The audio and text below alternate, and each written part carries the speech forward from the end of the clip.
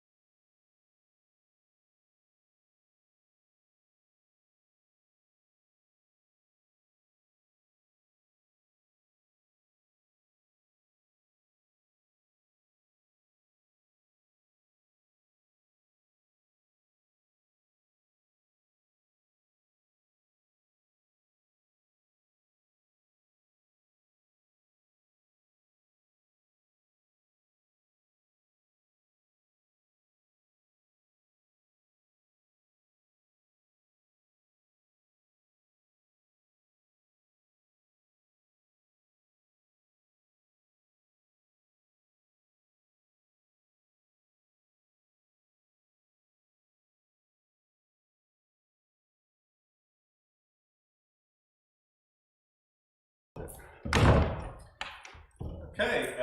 ladies and gentlemen, welcome to the Amenities Committee of Thetford Town Council on today, 2nd of June 2021.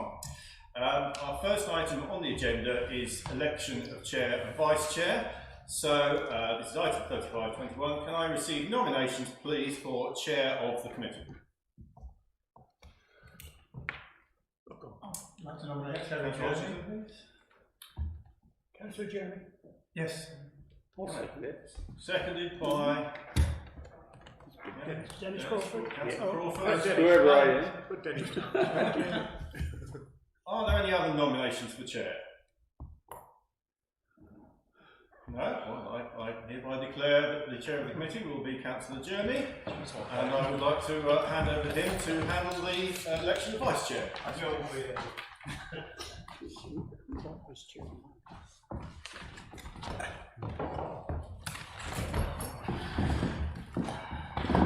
Okay, thank you very much, everybody.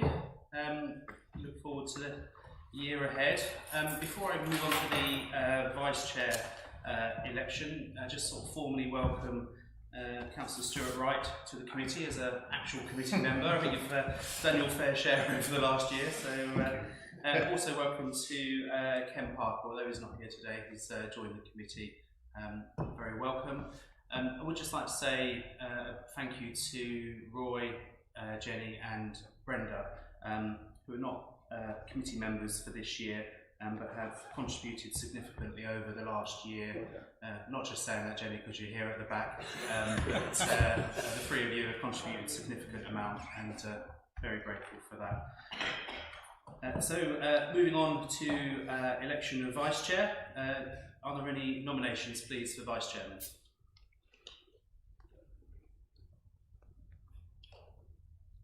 Dave Hodgson. Thank you, Stuart. Is there a seconder for Dave Hodgkinson, please? Thank you, Chris. Chris Harvey. Thank you. Are there any other nominations? No? Good. You happy with that, Dave? Yeah. I'm glad you said that because, well, I know I'm not here for the July meeting. I'm not telling you that until now, but I'm definitely away for the July meeting, so bear that in mind. Thank you. Thank you very much, everyone. Moving on to item 36. Are there any declarations of disclosable pecuniary interests, please? No. If you have one that comes up later on in the agenda, just let us know at the right time. 37. Apologies for absence. No, none received, Chair. None received. Lovely. I believe Councillor Tollett has said she may be attending later. Okay, thank you, yes. In which case we may need to get another chair. I'll there she says, right. Lovely, thank you. Item 38, then minutes. These are the minutes from our meeting held on the 5th of May. They were received by Council on the 25th of May. Are you content that they're a true and accurate record? Jane? Sorry, it states that I provide apologies, yet am present. I am not omnipotent, despite popular belief. So yeah, can we have that amended that I wasn't in attendance? Thank you. Thank you. Lovely. Thank you, Jay. Thank you. Can I have a proposal and a seconder to adopt the minutes, please? Not proposing. Thank you, James. Thank you. And a seconder? Dave? Lovely. Thank you very much, Dave.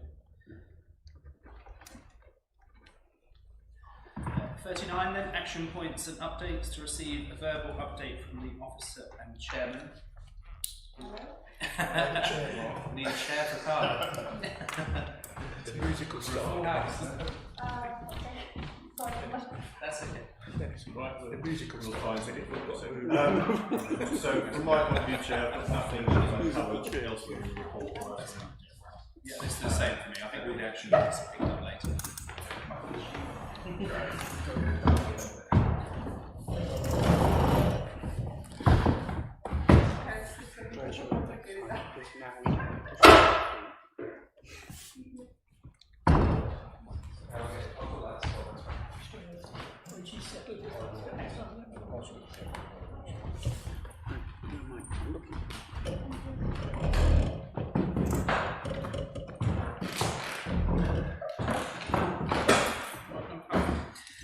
Moving on to item 40 then, health and safety, to receive a verbal update on any matters requiring the attention of the committee? Only to say I've had the tree surgeon message from today to saying that they are getting the grab lorry, or have got the grab lorry, to remove the last of the wood from Castle Park. If any members have seen stuff that's still there, is there any? I'm told it's all gone now, but I haven't checked personally myself yet. So if there is any, please let me know. They also asked about the Mill Lane tree trunk. Just wanted to clarify exactly which bit to remove, and it's my understanding it's the bit along the side of the road, basically, isn't it? That was the main thing that we wanted shifted. So if everybody's happy with that, just that bit that's all alongside the road, then again that is going to be covered soon. Lovely. Thank you, Mark. Mike. Thank you very much, Mr. Chairman. I just wanted to check with you, Mark, that there is or maybe there was a large tree trunk on Castle Park. Has that been removed? That's the one I was just referring to. In a way, I regret that because it's been quite used as a plaything. Castle Park is so successful. They've run out of places of organised activities for the kids, and that's been used quite a bit by kids to climb over. I regret its loss. Yes, too late. Well, I think perhaps if we don't want to lose any more trees than we have to, but if another one does have to come down in Castle Park, we'll consider leaving it in situ or leaving it in a suitable area as a wildflower equipment. Yeah, something we can bear in mind. I think from a health and safety point of view, the main danger of the fallen trees is if they're not pegged into place, they can roll around. Which there were quite a few bits in the Castle Park one that were quite surprisingly mobile. Yeah, definitely. Yes. Yeah, on the subject of losing trees, I'm very much in favour of trees in general. When we keep losing them, the big ones on Castle Park, are we replacing them? On the specific issue of Castle Park, we can't because it's a Schedule H monument, and we've been told quite clearly by Historic England they won't tolerate planting of standard trees, which is why we've got that hedgerow all along Castle Lane. We're happy enough with that. We have planted a total of 4,700 trees and hedging plants around the town this winter, gone. So there's certainly a big net gain, but obviously that's no substitute in the short term for the loss in Castle Park. We might be able to put a few. I've discovered fairly recently that the area between the footpath and Castle Street, where there's sort of clearly economic growth, we might actually be able to put a few in there because that is outside the Scheduled H monument. It just stops at that path, so that's something to consider for next winter. On that, they don't have to be trees that grow huge, but it'd be nice to have nuts and fruit trees there.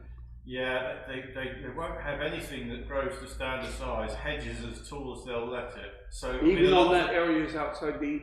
Well, we can do what we like with that pretty much. They won't be too happy about the views being affected, I suppose, but it isn't in their area. We don't need to apply for planning permission, so I think we wouldn't have any issue with putting in fruit and nut trees in between the existing ones.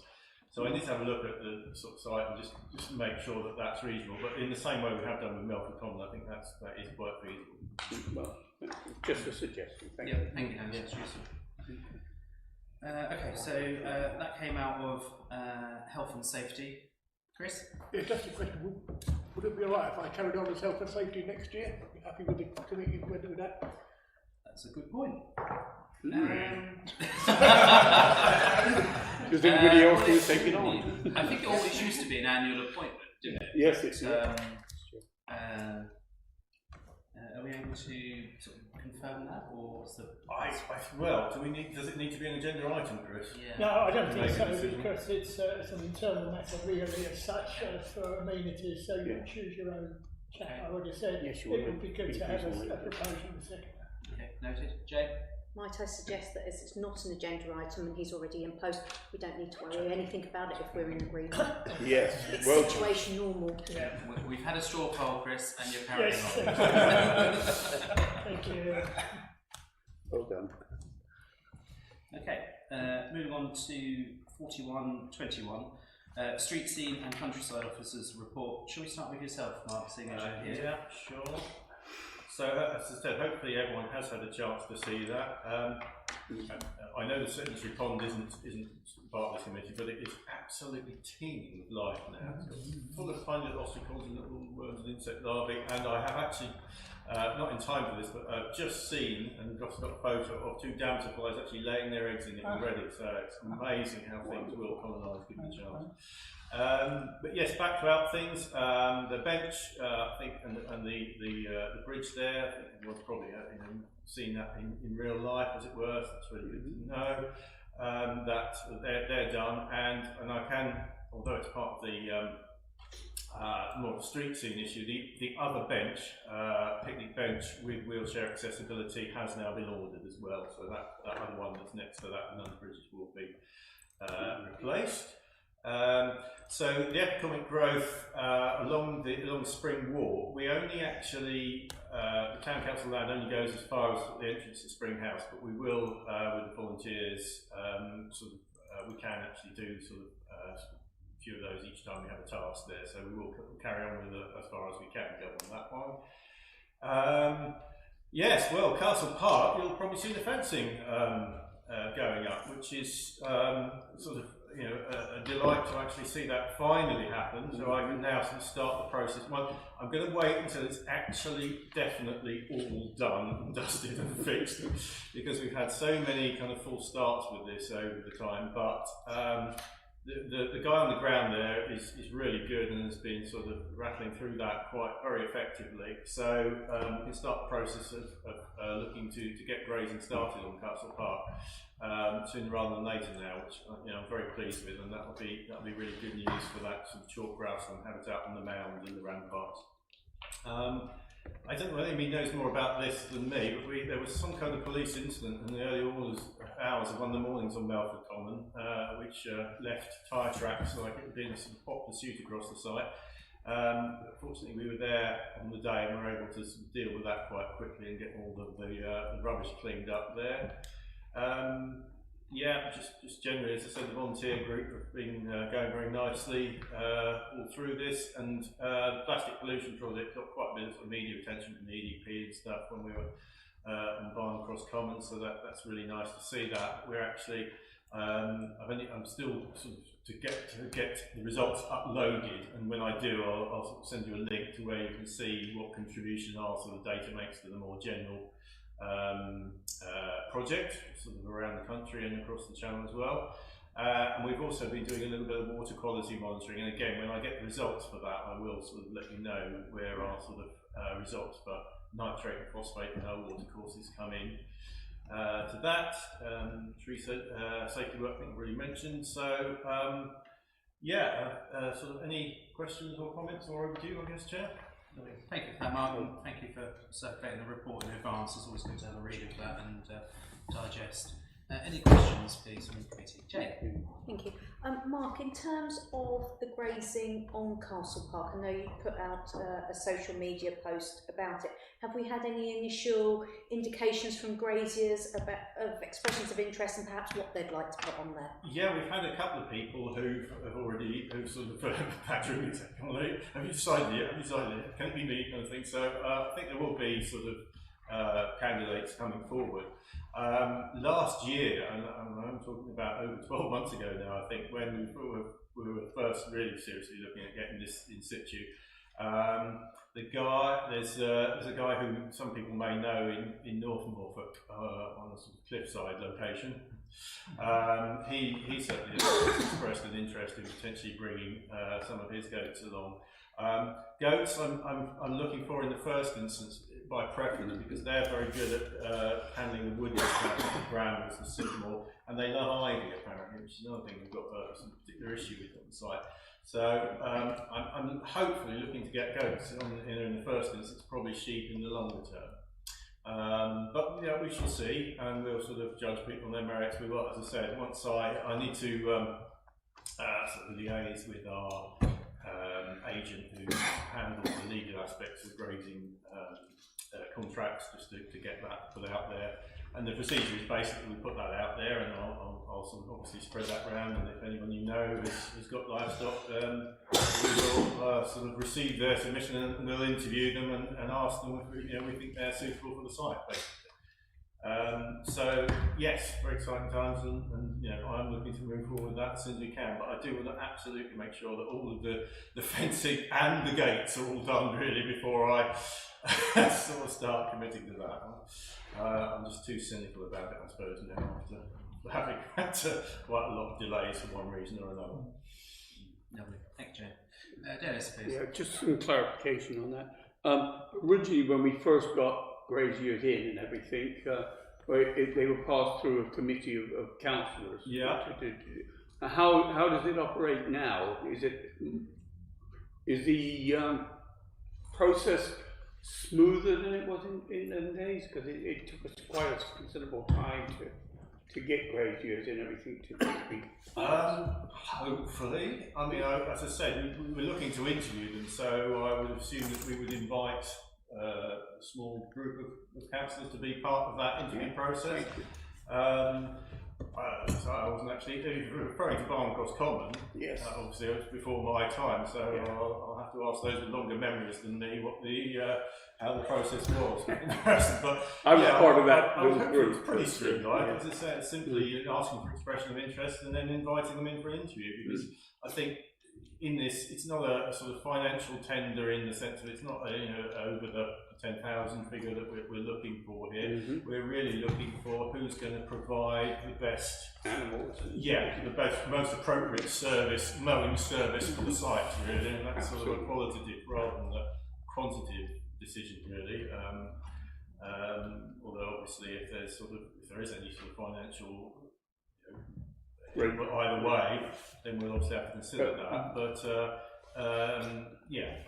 Will we get like we have on Barn Cross Common? We get a grant for grazing and everything. Does the same process apply? We already get this summer money for high level stewardship for Barn Cross and Castle Park. Yeah. So we've been rather lax in fulfilling the duties under that when it comes to Castle Park. So we kind of need to grace to catch up with that. We won't mention that part. Yeah, so we certainly do need to get on with this and make sure that we do fulfil that. Absolutely.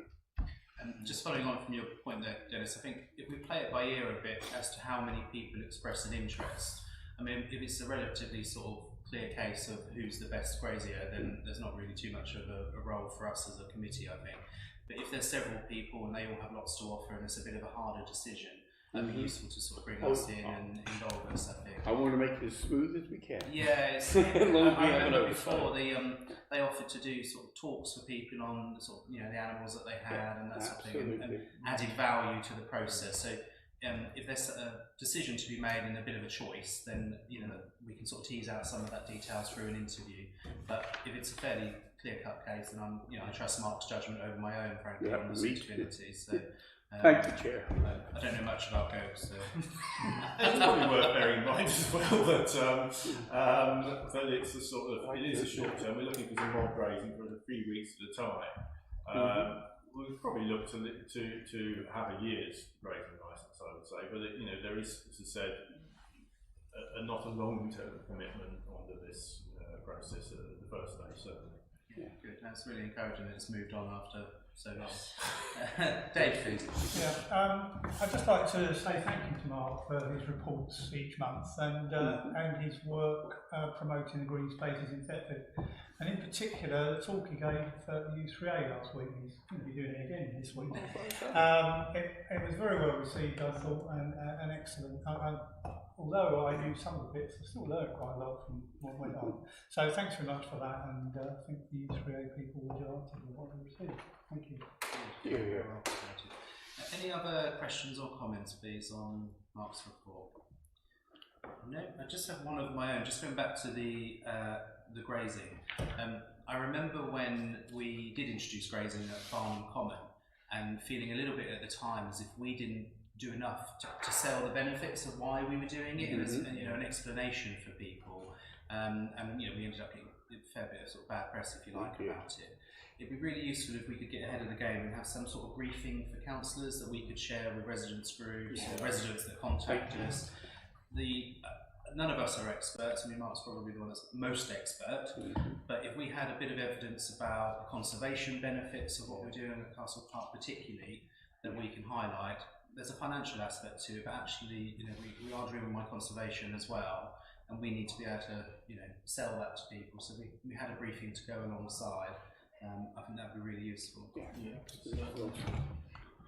Yeah, I mean, it is worth pointing out, yes, certainly in the long term it will save us a lot on grazing, on mowing potentially the site, and quite apart from any safety issues trying to mow that very steep slope. But yeah, I can produce something sort of on the lines of that I've done before on sort of wildflower meadows and other barn cross scrub clearance, for example. But Do goats like apple mint? We don't usually encourage people to feed the animals. There's a patch of apple mint on the back of the hill, which I harvest every once in a while. Do you want me to put a little extra fence around that? I actually did look at a patch of raspberries on the site. I thought, oh, it'd be a shame we have to lose those. I don't know. Let's find out. Trial and error. Lovely. Thank you very much, Mark. Moving on to the street scene aspect, again, that was circulated in advance, and really grateful for the sort of before and after pictures, which I assume was Nick that's inserted them. Just want to say a particular thank you to Nick and Chris, who have sort of stepped up over the last few weeks particularly, and got on with all of the to-do list that we have been agreeing to as an out committee, or amenities committee I should say. And I think they've ticked off virtually everything that we agreed to last month, so in terms of action points, they've all pretty much been taken care of.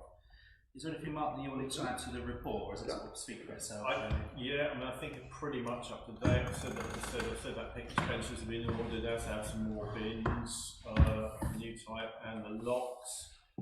Nick did say, the only thing on that, that sort of, there was quite a list of things on the to-do list, wasn't it? The only thing he hasn't actually started on yet is the interpretation boards, the green metal pedestals with the which do have the roundels on them.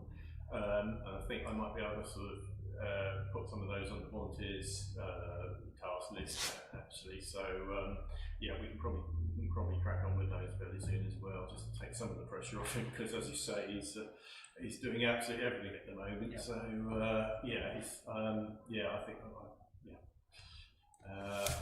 I think it's all in there and all up to date, as it were, isn't it? There's just a couple of the sort of decisions there that we've put on. I'll take Stuart first. Yeah, just update on the Burgwell Close. I know James and I, many people have complained why it's shut down, and James responded to say about the new seats. Also, just a likely time scale we're looking at on that one. Don't know as yet. I didn't mention it when I spoken today, so I don't know the quote's come back from Playscapes yet. He was chasing that to try and get that sort of on, but I will sort of see if I can get an update for you. So, but it's definitely in process to try and get a new replacement one that won't have an issue with underneath bits. Yeah, no, I'm glad you raised that, because I did see that myself, and it's interesting because it is quite a well-used little play area actually. So hopefully that can be taken care of before too long, because we don't want them to be without. Is it the only play area on Bofields? I think it is, yeah. Because they did away with the mud bit, didn't they? Yeah, that's right. So, okay, cool. Any other questions on the street scene? I note the new bin for Fairfields, Jenny. You happy with that? Yes, so far I am. I was saying to Nick yesterday that the basket being removed, the bin being removed, and there'd been no bin there for a few days. It was literally only a few days. There was no rubbish. There was no photos around it. No rubbish. No bin. No rubbish. The black bin's been put in, which is really good, but there's rubbish. There's items. So no, but thank you. I did thank Nick yesterday for that. Brilliant. No, I was glad to see that one taken care of. Okay, so there's a couple of decisions to make this month on street scene. The first one, if any of you know or have taken part in Park Run, that dog bin there is affectionately known as Dog Bin Corner to Park Run, because that's part of their route. So there's a dog bin down the bottom. Decision required whether to replace this one with a new litter bin which accepts dog waste as well, or to use one of the dog mess bins that we have in stock, or to not replace at all. Does anyone have any particular strong feelings on that one? From what I know of the area, it's, as well as being part of the park run, it is a very popular route to school and route to town centre. I'm sure if Brenda was here she would say that, because obviously people from Avid walk into the town centre. Personally, I think having an upgraded bin to a litter bin that also takes dog waste would be very sensible, because it's such a sort of main thoroughfare through there. But I'm happy to take other points on board. Jane, please. Are our new bins that are, for want of a better phrase, dual purpose, clearly signed so that members of the public are fully aware? Because it seems a bit of a no-brainer really, doesn't it? Yeah, they don't come with the signage on, but I think we had some stickers, and I don't know whether we've still got any, but we definitely did have some stickers, didn't we? That some of them have. Stickers are supplied by Breckland, and our guys put them on the bins, so if we haven't got any, I'm sure we can get some more. Yeah. So they're definitely still happy with that as an approach, aren't they? Yeah. To have lit bins that will also take dog waste. I think Breckland's policy is really to sort of phase out litter bins and have dual purpose all the time. Phase out dog bins. Phase out dog bins and have just the litter bins. So much fun. Mike. Yes, thank you, Chairman. That's what I was wanting to ask about. Are we in danger of being left with an unused, unusable stock of dog bins? In which case, maybe we should plant them somewhere. I tend to agree with you. Our particular location should be a mixed bin, but it'd be a shame to find a pile of dog bins at £700 worth just rotting away somewhere. Yeah, no, I agree. That's the danger. I don't think we've ordered a dog bin for a while. I think so. No, I don't think so. There just are a few left over. Yeah. Thank you, Paula. Thank you, Chair. It makes sense to have a dual purpose one, particularly one that accepts dog waste, because whilst park runs run their own, there's every so often they organise runs with pets. I know there's some of the groups that organise that with the dogs, and if that's the case, and if they pass through that group, makes perfect good sense to have a dog waste in there just to make it convenient to those groups, and it's just to authorise to local residents anyways. But obviously the stickers are important. The better identified it is, I think the simpler it gets and people will turn to use them. Yeah, that's a good point. I assume you've written down about the stickers, because I think that's quite a key point. Eventually it will get through to everybody that you can use it, and the stickers will be redundant too, but for the time being. I wasn't clear from the report, Mark. Is the dog bin there damaged, or is it just wanting to upgrade it? So that one is, the one with the photo. It's basically the bottom's fallen out of it. Right. So it can't sort of sustain itself really. I think it's beyond repair, but it's as I say, it could be replaced with light for light, or we could have another little bin there. Brilliant. So, the reason I ask that is because at the bottom section of Barnum Common, closest to Berry Road, that leads on to the sort of heathland bit, there is nearly always piles and piles of dog waste bags sort of bundled up in a corner there, and they go every so often. But I've always thought that would be a really good location for a dog bin, because so many people, literally walk on the common and then into the sort of heathland. So if it could be repaired, we could move it and put it at the bottom of the common and replace that one with a litter bin. Yeah, well, as you say, we've got dog waste bins in stock, so we can certainly put one in. Sorry, you mean on the west side of the common, or the furthest away from Bracken Road? Furthest away from Bracken Road. The very tip of Rather Cross Common, where I know what you mean. Actually on the Bridges Road, sort of, and again furthest away from Berry Road in effect. I'll send you a picture if you want. Yeah, please just confirm. It's just I've noticed it several times. Okay, so do you want to propose in a seconder to replace the one with a litter bin? No, common one. Well, if we deal with the Abbey one first, to upgrade that to a litter bin. Yeah, I'm not sure. Happy to propose? Yeah. Somebody happy to second that? Thank you. So that's the Abbey bin being upgraded from a dog waste bin to a litter bin. And then I'm happy to propose that if we are able to refurbish that one, that would be my preference, or use a spare one, put a dog waste bin at the bottom of Barnum Common near to the That that would obviously depend on whether Brecon is prepared to empty That's it. very true. That would be the issue there, I think. Yeah. Feeling they might say no, but I can ask. Yeah, subject to that, see what they say, but it's, I'm not sure who's picking the bags up with like the baubles hanging off the fence, but Probably a sort of local volunteer. yeah, it's actually. always there. Cool. Is somebody happy to second my proposal for that one? Dennis? Yeah, thank you. So that deals with the first one, and then decision required in relation to Melford Common, whether to replace this one with a new litter bin, accept dog waste as well, or use one of the dog waste bins that we have. I know this area less well, but I do know that people walk their dog on Melford Common, that's fairly obvious. Does anybody have any sort of particular views or local knowledge about what's best, or do we go with our previous suggestion that actually a litter bin is better, so therefore, yeah, some nods, yeah, thank you. Then again, Super. Is that all the decisions we have on the street scene? I believe it was just those two. The others have kind of been made decisions are sort of inevitable, if you like. Super. The only other street scene thing I was going to raise was I saw, I think it's probably Nick's comments about benches, and they've got 3 more reclaimed benches in stock. Yeah, so at the moment 2 are at the last was getting resprayed, and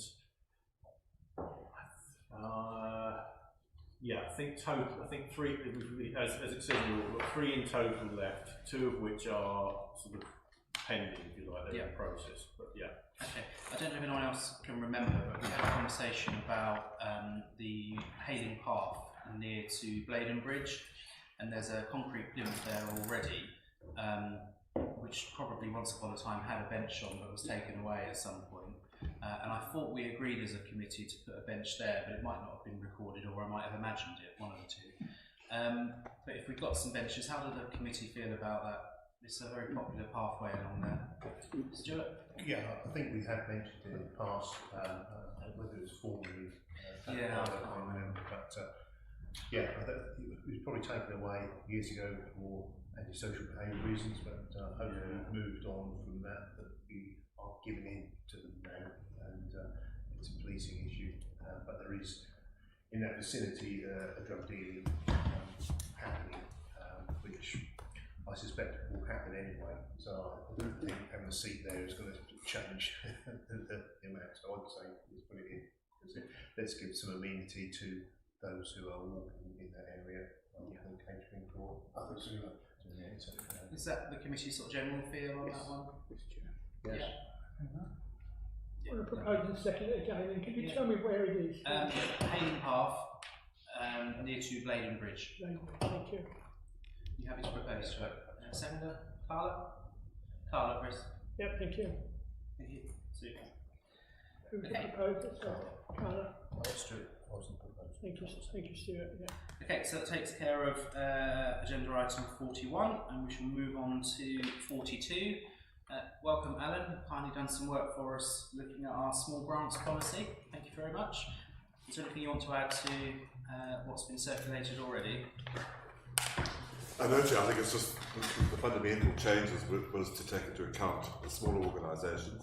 Our previous policy either looked at a large organisation or a startup organisation, and it was to try and find a middle ground. So hopefully that's come out. We have really looked at bank statements as a form of verification rather than independent audit reports, etc. And I think that would provide us with some assurance that the money is going to its intended purpose. And then it's just been a matter of including the agreement, which previously wasn't part of the policy. Once this committee approves a grant, we send off an application, an agreement form, and it's just to make sure that that's now part of the policy. Yeah, definitely. Thank you. And this follows the application last month from the Friends of Thetford train station that didn't quite qualify with our rules at the time. So sort of making it more accessible, really, but also tidying it up somewhat, I think, which is good. Has everybody had a chance to read it? Does anyone have any questions or any comments about it? No? Are we happy to accept the new policy, Jane? I'm happy to propose the policy amendment. Thank you very much, Jane. Is there a seconder? Dave? Good, David. Oh, we're very agreeable today, that's good. No, good, I appreciate that. It so helps having it circulated in advance because you can read it and digest it, and I think it's an improvement.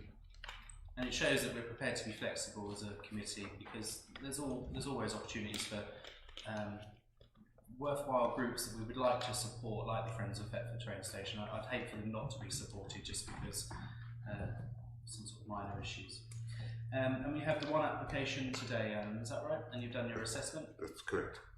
I have to admit, in forming the new policy, I was hoping that would be in place to do this one, because it was very, very difficult. And I think really, I set up the assessment document with the application.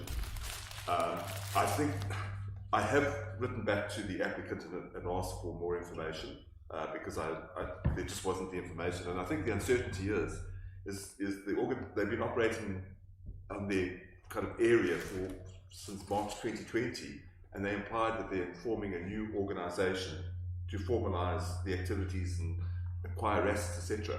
And the difficulty for us would be, who do we sign the agreement with? The old organisation, or do we wait until they form a new organisation, have a dedicated bank account, and then we could actually engage with that organisation?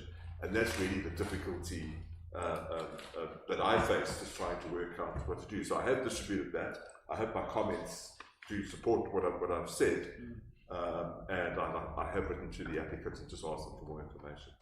Absolutely. I mean, the main issues were 6, 7 and 8, where it's the points about bank accounts and constitutions. I mean, the sort of principle is sound. It's as ever, it's the sort of nitty-gritty of bank accounts and constitutions.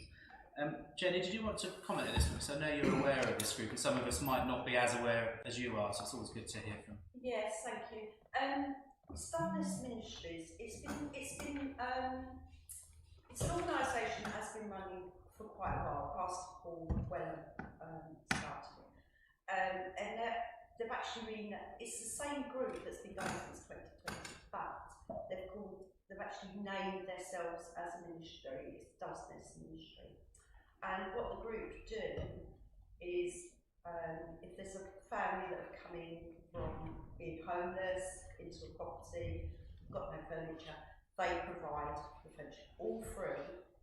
And it's done by recommendation, from social services, the church, doctors, anything, as long as it's all done recommendation, and it is a free service to an extent. But obviously, we have been, not me personally, and I would like to say I've got no pecuniary interest in this at all, what I'm busy, so, they've been working from a building at the moment, but before that, they were working from their homes. Everything was in storage, it was garages and things like that. But they managed to find somewhere for storage, which sadly that lease is now coming to an end. So it's going to go back to in people's properties, garages, and even my cupboard's going to have some stuff in it when I get home.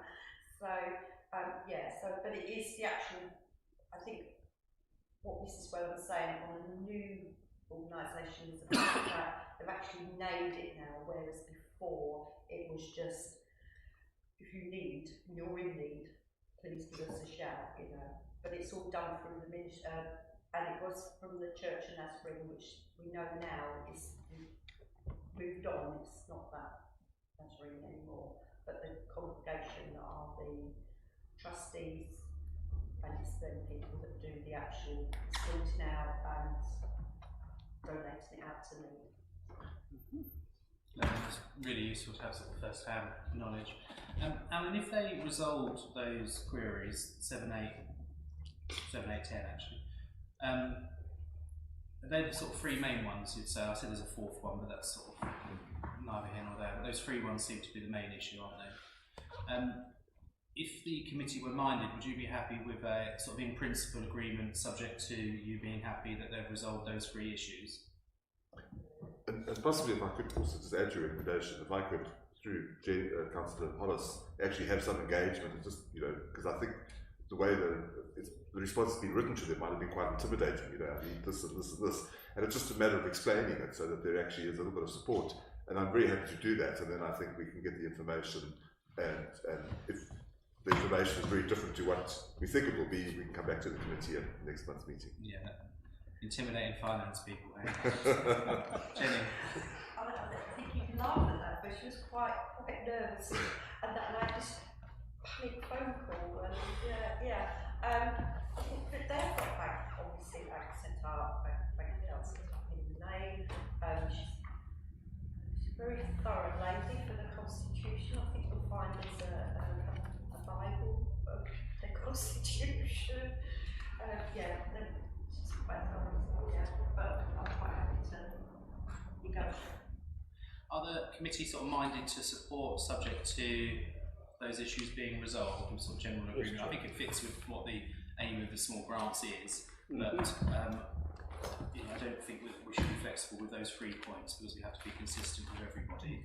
But if Alan's content that they've been resolved, are we minded to support? Yeah. Can I have a proposer for that, please? Chris Harvey? In a second. Yeah. Lovely, thank you very much. So that gives you flexibility, Alan. I wouldn't want it to wait to another committee if it doesn't have to, but hopefully that can be resolved, and Jenny's kindly offered to help, so that's good. Right, thank you very much, Mr. Chairman. I can see. Go back to my box. Thank you. Okay.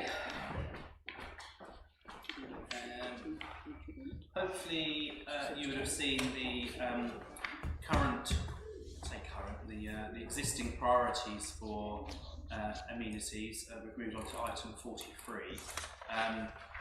It's probably an opportune time today to have a look at the priorities for the year ahead, partly because we've got a new membership, it's a new mayoral year, but also because some of our priorities have moved to other committees, so it's trimmed down our priorities somewhat, which is very helpful. But some of them have also been resolved. I mean, if you look at the previous list, we've had Thomas Paine's statue on there for a while, and obviously the Trim Trail and the Castle Park Bay area has all now been completed, so it's a good opportunity to have a refresh. I do want this to be a bit of a discussion, so if people have got their own priorities for amenities, then do say so. I have taken the opportunity to produce a bit of a list of my own. This is merely a list for discussion and debate, and then we can have other people's. Would you mind taking one and pass that over? Just wait for those to come round.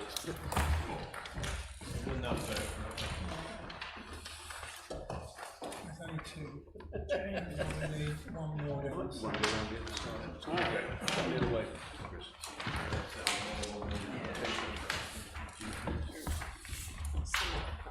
Thank you. But one hour.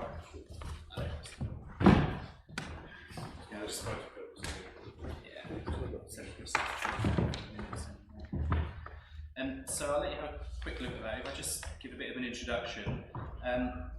What I've done is look through the previous priorities where there is clearly work still to do, and kept them in if there's a good reason to do so. But also tried to link with what our budget is. I think in the past we've had quite a number of priorities, but not actually any budgetary provision for it. And obviously we're going to need some money to better implement things if that's what we want to do.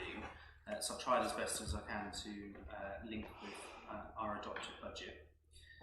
If I go through each one, and then if people can sort of say if they agree or disagree or have an alternative suggestion. So the first one is a continuation really of all of the work that Mark's been doing very successfully. So to consult with the public and implement wildlife improvements and community involvement stroke educational projects on Thetford Town Council land, e.g. mowing improvements, wildlife gardens, ponds, tree planting, information events, bird box making sessions and guided walks. So several of those we've already done over the last year and before. Very well received, a bit like the talk at the UFRA that Dave mentioned. But that's become a real sort of key part of the committee, I feel, and it'd be good to carry that on and to add to it with some different activities over the next year. Sort of general agreements, we're happy with that. Are you happy with that, Mark? It's you that took the majority of it. I mean, I think it is in line with the sort of things that I'd like to do. Obviously, now we are able to sort of run events again. That does give us a lot more possibilities on that. generally happy with that one? See some nodding. Yeah, good. B, to create a circular arts and sculpture trail incorporating the river corridor. We have a separate agenda item about that later today, but it's been on our list for a while. It's progressed to some extent, hit somewhat of a hurdle, which we'll talk about later. But you know, if it's still an aspiration of the committee, then we should include it in our list if members are happy to do that, if they still think it's worth pursuing. Yeah? Yeah. Good. C, this was on the existing priorities, two minds about this one, but to complete the second phase improvements to the Barnum Cross medium car park. We got as far as awarding the tender for this, if you remember. We put it out to tender and we found somebody to do the work. To resurface the medium middle car park and to put a height barrier in to stop sort of, you know, lorries and whatnot getting to it. I mean, that's about £15,000, which I don't think we have budgeted. Alan's shaking his head, we definitely don't have budgeted. Is that something that we want to keep on our to-do list? Stuart? I'd like to see it kept on to-do list, but obviously financial restraints won't allow us to do it. But we haven't heard about the payback from the electricity upgrading, and it's something if they're in the vicinity and maybe a lesser fully tarmac hardcore compaction that could be there, which makes it improve, because as you can say, there's a need a bit of TLC there. So yeah, as it's worded, second phase improvements, I think it's to leave it as a priority, but see if we can lever out some input from the contractors. Okay, noted. Jane, please. Might I suggest, I appreciate that it's our priorities 2021-22, but would it perhaps be a bit more appropriate to do short, medium and long-term priorities? Because realistically, for that one, we're talking either next financial year or perhaps even the year after, and then that can inform the budget setting. Sorry, talking like a finance person. That can inform our budget setting when we come to it, when we start that process in August, September time, that we have these sitting there, we have an idea of the cost, and we can see where we can build it in. Yeah. So if we change the wording from to complete to progress, that would fit in with that suggestion, because we can at least think of, you know, we need to think about specification and identify a cost if we're going to include it in the budget, so we can progress it this year. But yeah, I think you're quite right, you know, we don't have the money to do it. And, would it come over and above some other things that we want to do? Personally, I would say no, but we'd certainly like to progress it, because there's still, as Stuart says, valid reason for it needing to be done. So we'll progress that one. Spin doctor in me, is there? D, to extend the town's Anglia in Bloom competition entry, working with the community to create environmentally sustainable floral displays and improve the maintenance of community gardens, shrub beds, prioritise the improved upkeep of existing areas, then look for new opportunities for flower beds on council land. So this is a bit of a passion of mine. We have a number of flower beds, shrub beds, whatever you want to call them, around Thetford that really lack a lot of TLC. One of them is the bit of space around the Thetford sign on London Road. Another one's a little square out the front here, which is Brecklands, and then there's a circular concrete floor thing at the corner of Bottlewell Street there, which, you know, is full of weeds. I would very much like us, if we're going to be serious about competing with Anglia in Bloom, to have a plan in place for mapping out some of these shrub beds across Thetford. Some of them will be ours, some of them will be Brecklands, and some of them will be county, but coming up with a bit of a plan for improving them, so we actually have a serious entry for Anglia in Bloom next year, because it certainly won't be this year. Some of them can attract sponsorship, some of them can be done in-house with conservation volunteers or some other volunteers or councillors. But actually bringing a bit of pride into some of these sort of, you know, communal flower beds and that sort of thing. The one on Norwich Road is on the corner near Admiral's Way is a really good example of, you know, just brightens up that whole little part of Thetford. How do people feel about that one? Stuart? Yeah, I think it's worthwhile having it. When Ros was a big driver on this in previous years, and it did spark into action a few things. I think it's going to be looking to Mark really to master this. But we've got lots of different groups out there doing stuff already. And I think this year we said virtually we do a minimal entry to keep the thing going and pass the baton on. But I do think there's great scope here in getting groups, more and more we see people wanting to volunteer. And sometimes they're looking for a project to do rather than just being told. And I think this is a great way of engaging people to be part of their town. Yeah. But I'm conscious it will need management. And I'm not the park here to say it's all very well us saying here it's a good idea, but unless we've got that resource in place to help Mark manage it, no one do it half-heartedly. Like you say, there are plenty of areas. I think we could all name 2 or 3 areas which need tidying up. So I think the first stage is to map out what we're doing and then give priorities to those, and then engagement with the various groups who are out there doing stuff already, because the sex role leading do those things. So I think, yes, I'm supportive of this idea, but I also think we need mindful that we do need to give resources to make it work. Yeah, thanks, James. I mean, bearing in mind the same sentiment that this is the 2021-22 priorities, would it be more appropriate to perhaps, at risk of sounding like I've just taken a leaf out of your spin book, to develop the town's Angler in Bloom 2022-23 competition entry, and then we're very specific about our goal that's there, because otherwise it's a bit woolly, but does that put officers under too much pressure? I'll just add about the sort of capacity issue, which I think is very valid. I don't know how much I can say at this point, so I will be a bit careful. I don't know who was at personnel yesterday, but there are moves afoot to increase capacity within the team and use, I don't know if you're best placed to say this rather than me tripping up, but I did meet with Tina yesterday and with Nick to talk about some recruitment which is likely to take place to basically fill or use the money from Ros's vacancy to have an additional maintenance person. And the idea is that that person's called a town team member, and they can link very much with the work of the amenities committee to give us the capacity to undertake some of this, because I think Mark is very niche about conservation, but what we want is a sort of amenity stroke community person as well to do some of this. And I think that would resolve some of your points, Stuart, but we're setting our priorities now, and that's going to be over the next few weeks and months, but I think in time it will catch up with where we want to be.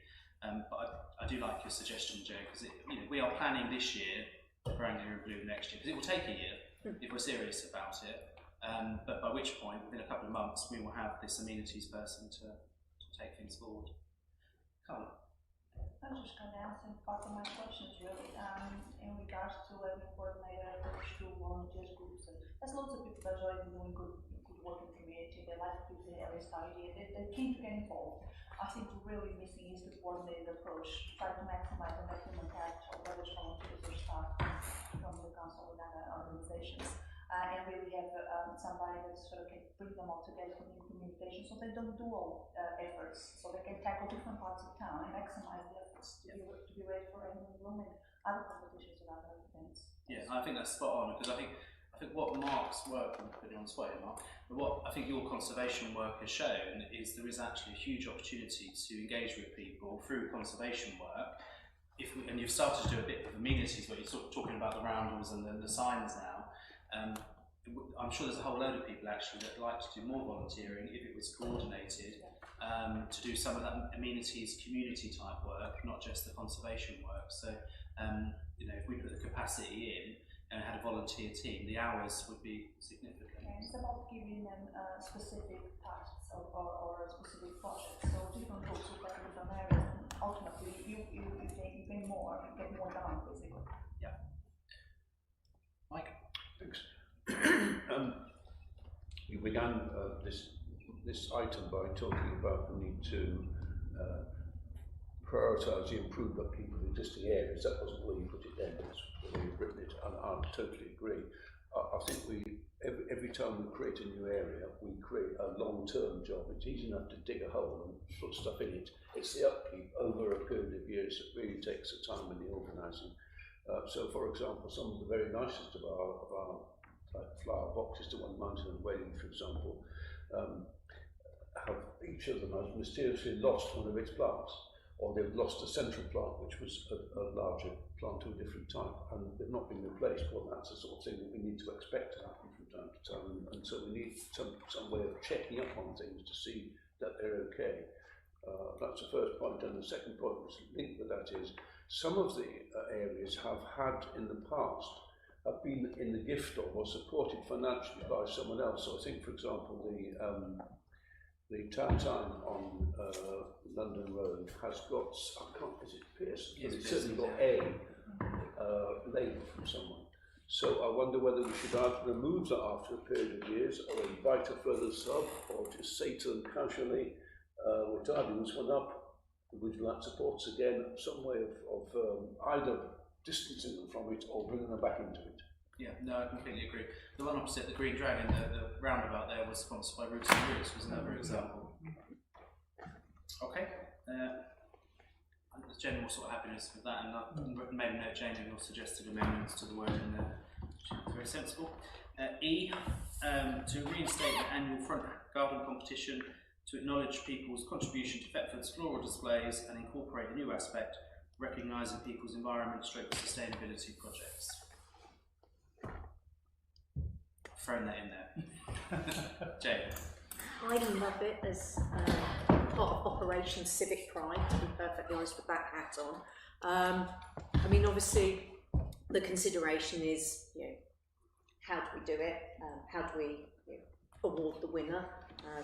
Obviously, in my head, supporting the local business in the shape of, the garden centre would be the ideal way.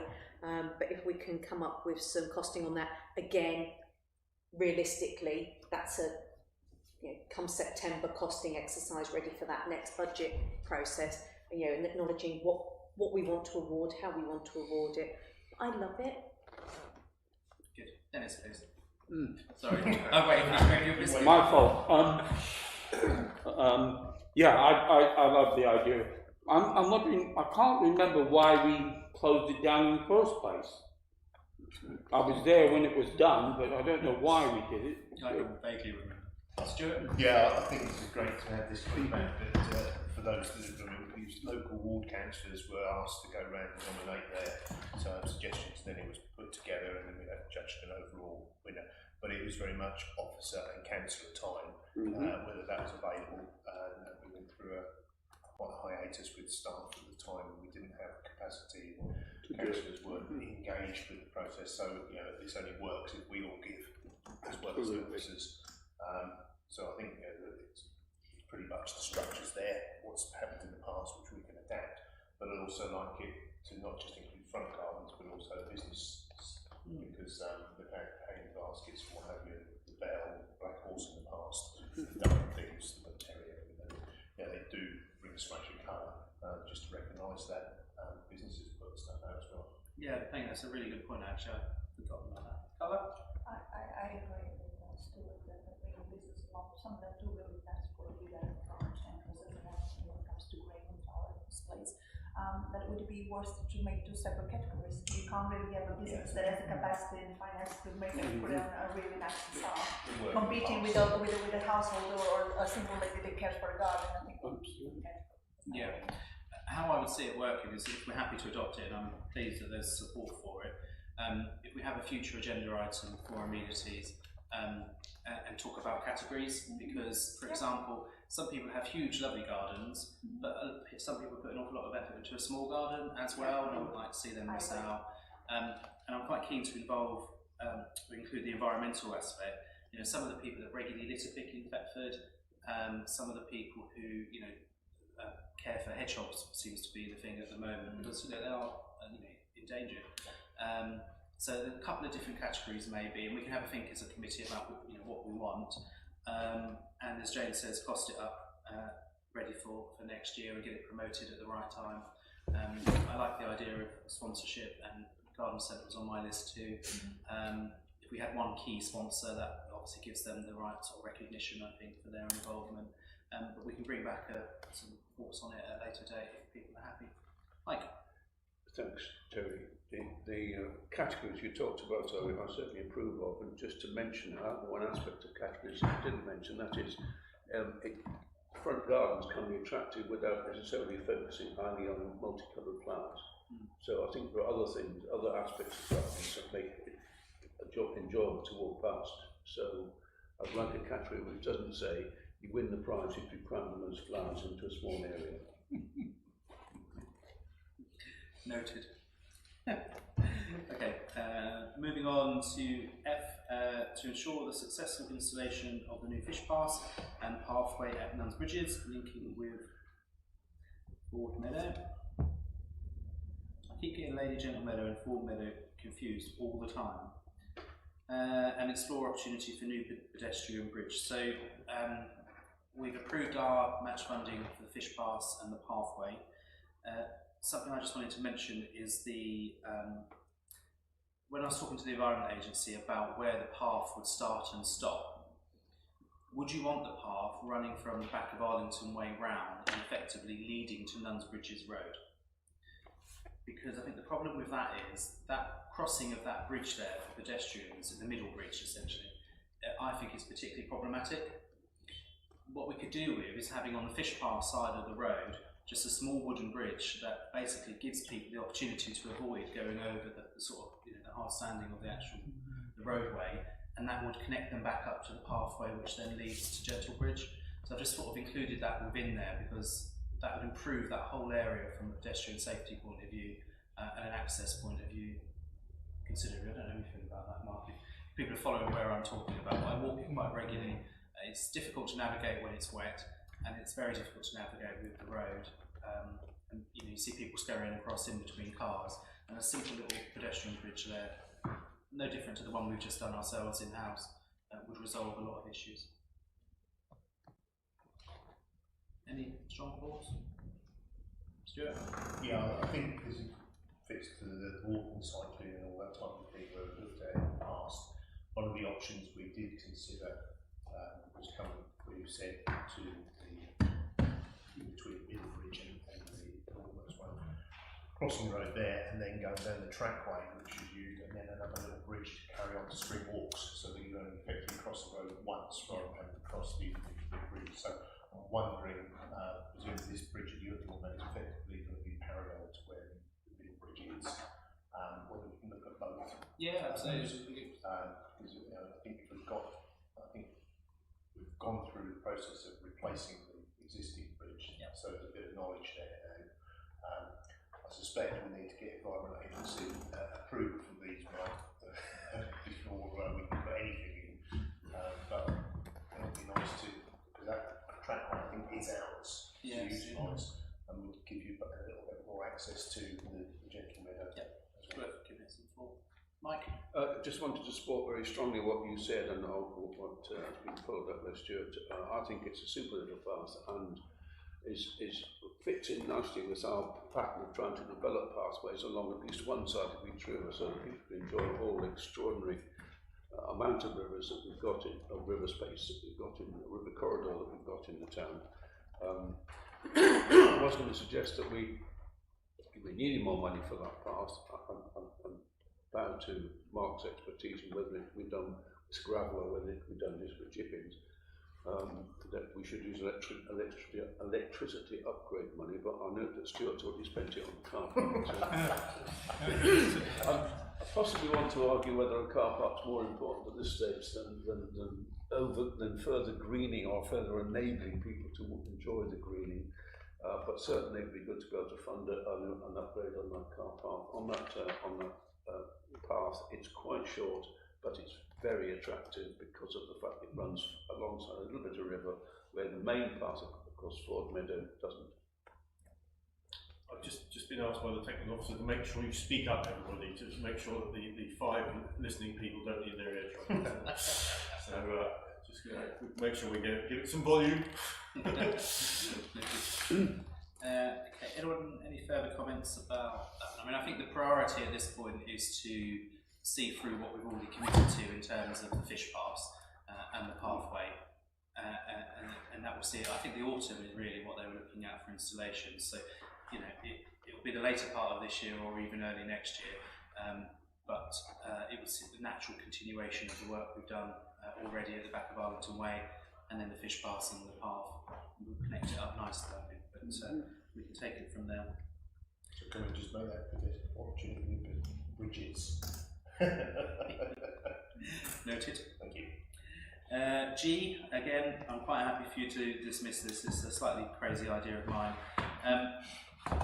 I walk along the river quite a lot, and Lady Gentle Meadow for me always feels like such a sort of hidden gem. It's very rarely used. I don't think people really know the sort of history behind it, and there's quite a limited opportunity to enjoy it. There's no benches in there for people to sit at.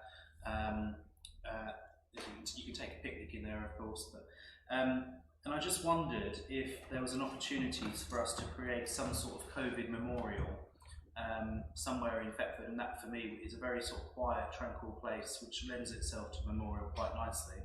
But also look to improve the seating in there at the same time, repair some of the damaged fencing around Lady Gentle Meadow. Some of the sort of iron fencing has been damaged, certainly needs repainting or cleaning, and there's an awful lot of brambles gradually, suffocating the hedges and the fencing. Slightly crazy idea, but something I wanted to throw in there. Yeah, I think it's a good crazy idea. It's nice because Lady Gentlefield is kind of a semi-neglected area of ours. But have we got the finance for it? I'll be Jane to that. Stuart. Yes, I think this is something that has been on the back burner for many years. It sits there. As you're probably aware, it's owned by the Lady Gentlemen, an individual charity, not us, but the trustees of that are ourselves. We did set up a bank account a few years back to facilitate the way of getting grants. We set up a bank account and I got £500 donated from the Lady Hyde Trust. So it sits there. Alan, it should be on your list of bank accounts there somewhere with that £500 in. So I'm thinking that that was done with a view to get Awards for All funding. So if you could get an Awards for All fund of about £10,000, because it's a separate charity, there can be a separate application.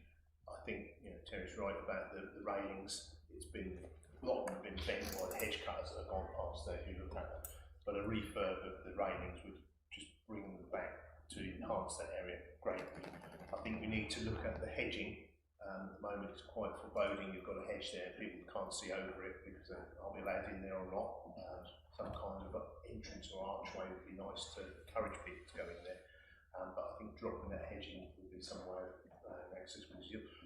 Last thing you want to do is to tidy the outside up and still have an area behind there where the do-gooders can get up to what you want. You need it open so that people can access it. And I know Mike's keen on that area and the possibility of some small scale, even if it's fallen trees as play equipment, it might be something that can give its use, because it was left to the town as a children's play area, and we've never done anything for that. Dennis first, then Mike.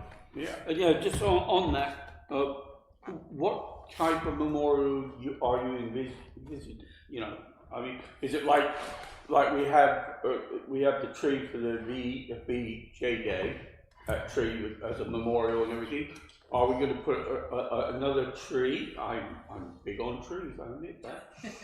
Another fruiting tree or something there that we can put a plaque on and everything. I mean, that's a really nice type of memorial. Yeah, or are you going to put a plinth tree? I have no sort of, firm views on it, and I think it's a lovely thing that we can actually go out and consult the public on what they would like to see. That's a good idea. But I'm not overly artistic, but I'm sure we could canvas some views, which would be good.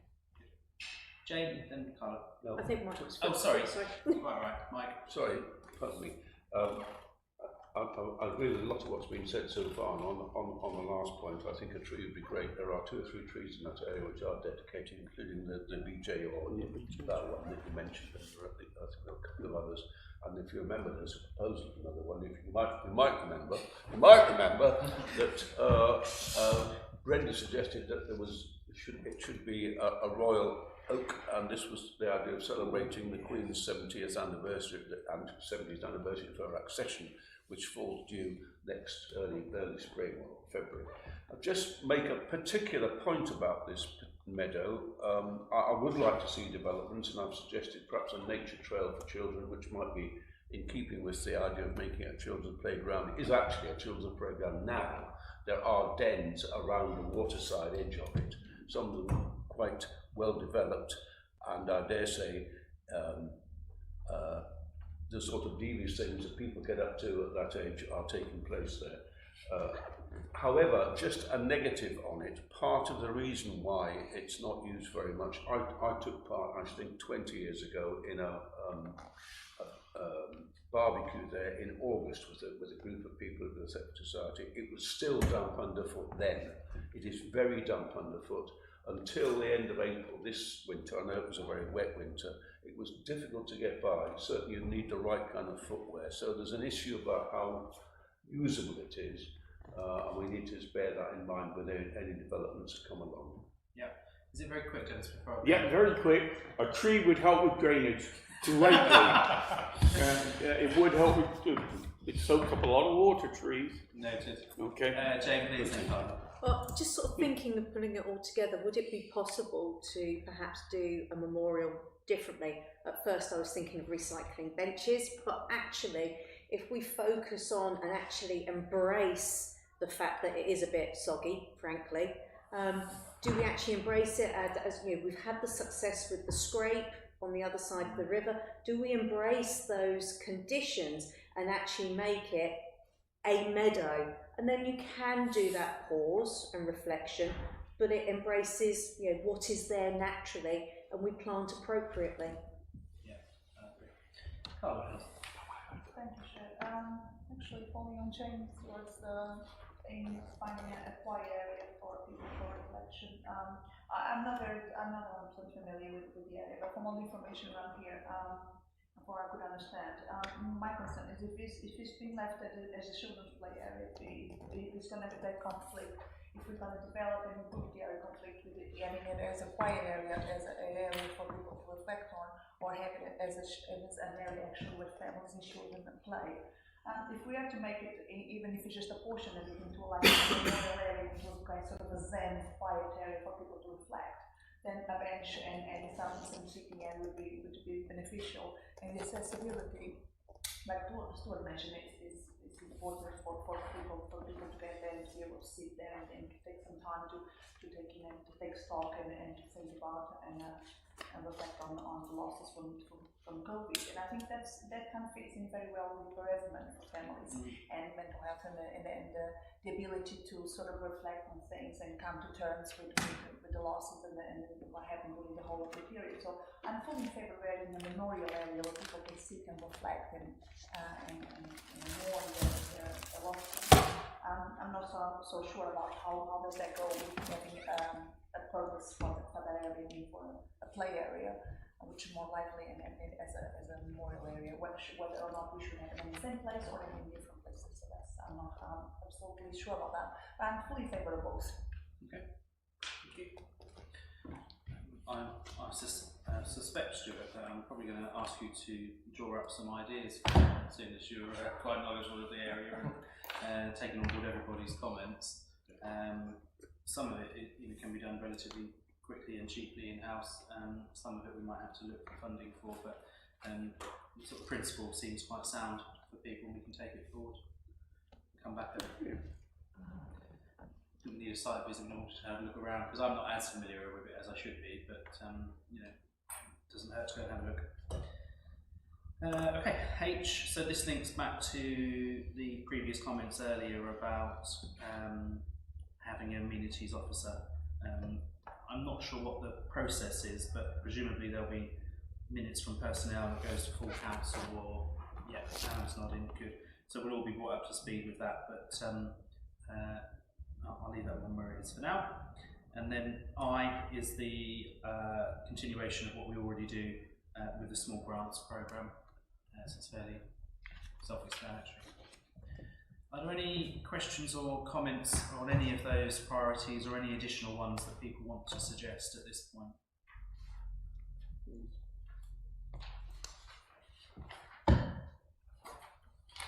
No. On the Thomas Payne, we've completely over goal with it. But some point we need to address the lettering issue. So I wonder if we could just tack that on the bottom to get that resolved and how we're going to go with that. So Mike and I had a walk around the other day, and if we don't do something, the lettering will be lost in some respect. So maybe we just need it engraved deeper and smoothed off. If we can put it as a priority, that'd be great. Noted. Anybody else got any other comments? No. So I have been making some amendments, so I'll get this tidied up, Chris, and send through to you in minutes. Probably best to do if we propose and second and adopt the priorities as amended. If people are happy with that? Yes. Yep. Can I have a proposer? Mike Brindle and a seconder. Carla. Thank you, Carla. Everybody in support. Yep. Thank you very much. Item 44, River Sculpture Trail, to receive an update. Mark, do you just want to put some narrative in the report about this one? Yes. Well, yeah. As you know, we went into this with high hopes of having a single arts and sculpture trail. It looks like we may have to cut our cloth slightly more drastically than we thought, and adapt to the circumstances that we find ourselves in. That it was originally hoped that we would be bringing in quite a lot of external funding for this, and that again it seems to have been that the BFER was thought of as a source of funding for professional artworks.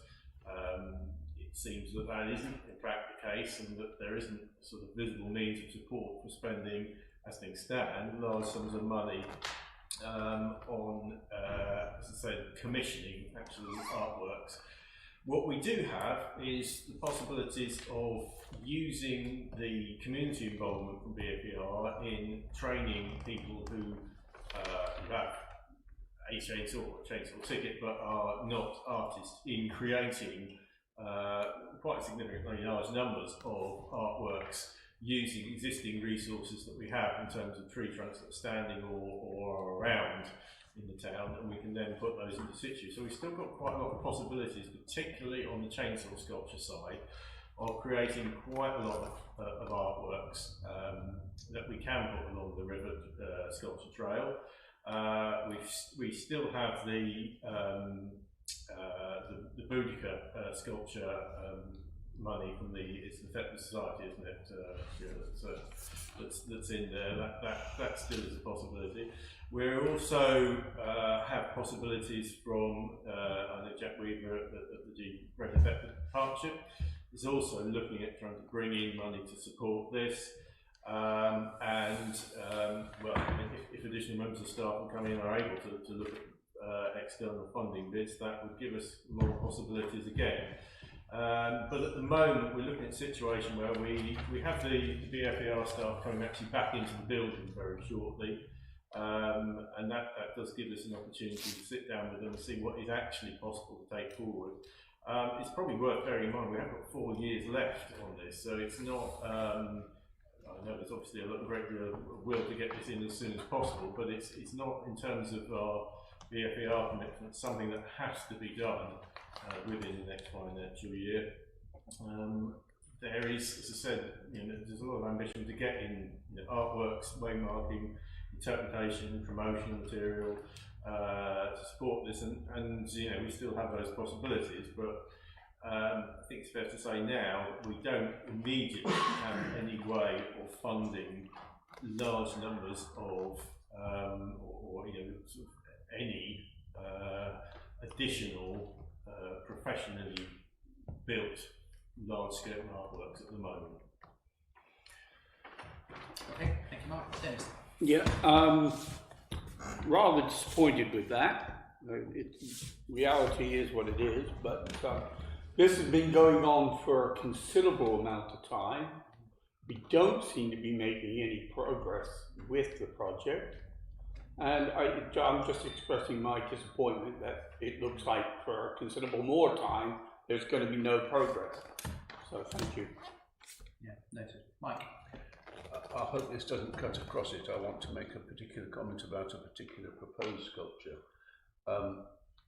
We had in Thetford a doctor in the late 19th century who came from the Bahamas, who became a councillor and who became mayor of Thetford, I think in 1904, and is now known to be the first black mayor in England, if not the UK. And we don't have any kind of memorial to him that I'm aware of in this town, which is, I think, probably a huge opportunity missed and a rightful one. I think it may be a separate issue because although it will form part of a sculpture trail if it ever came to fruition, the funding for it might come from external or larger or more national sources. I think it's quite possible that a campaign to find funding would appeal nationally.